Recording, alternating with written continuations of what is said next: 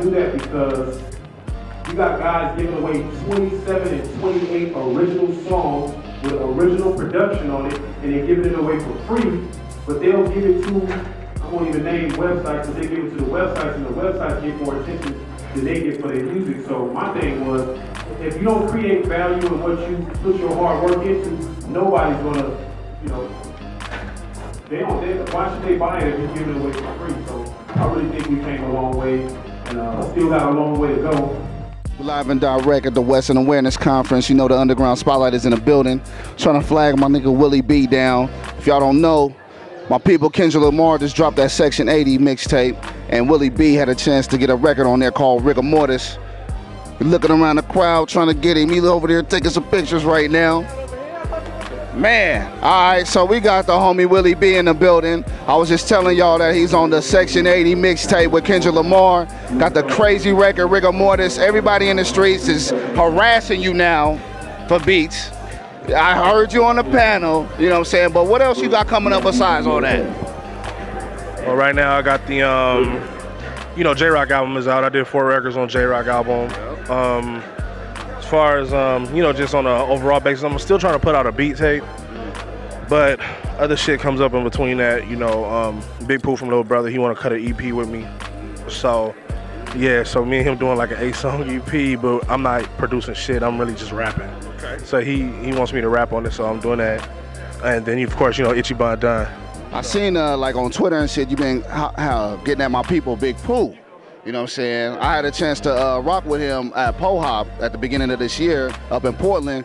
You know what I'm saying? So is this a serious, you know what I'm saying, request to work with Pooh, or is this just something like, you know, you really respect him as an artist? No.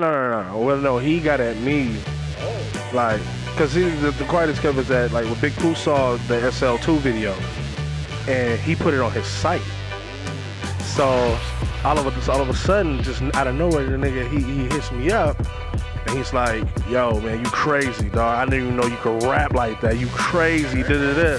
So we started following each other. Ever since then, we built a good rapport. Like, you know, we be on Twitter cracking jokes all the time. So, you know, but what happened was Day One, shout out to Day One. Day One produced this record where I went over his crib. I wrote 2 verses, and I left the 3rd verse open. At first, originally I was gonna give it to Ab-Soul. But Pooh was trying to collab, so I said, you know what, nah, let me give it to Pooh. So I sent it to Pooh. Pooh did the verse. Day One still has yet to mix it. So what happened was, you know, Pooh got on my head like, you know, where this record at, da-da-da.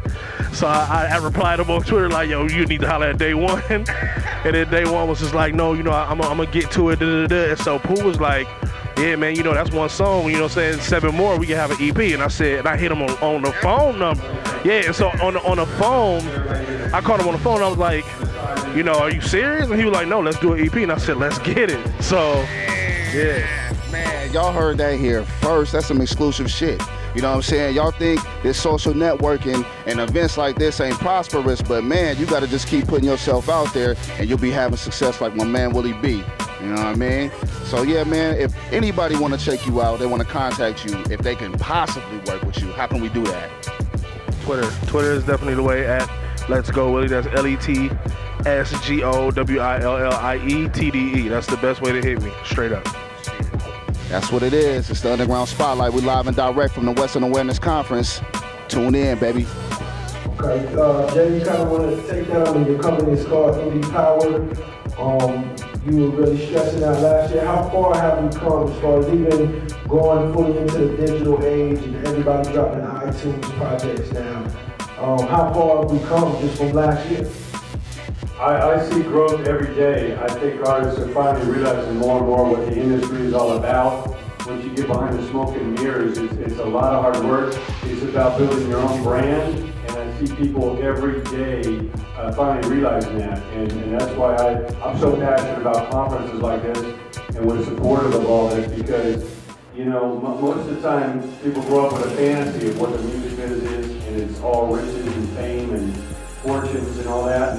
And that may happen every once in a million, but beyond that, there's a lot of careers that people can build. So I think if they really get their music out, whether it be digitally and or physically, and basically start to build their own business, I think it's really, really important. I see that growth constantly.